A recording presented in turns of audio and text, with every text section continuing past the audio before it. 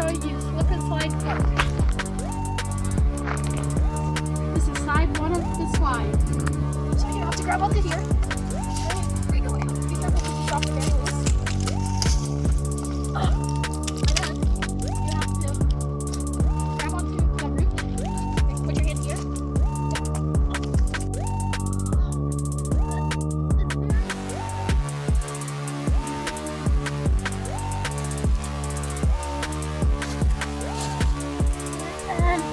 You like to grab onto this, but it doesn't look stable, but it's actually really stable. Now for part two.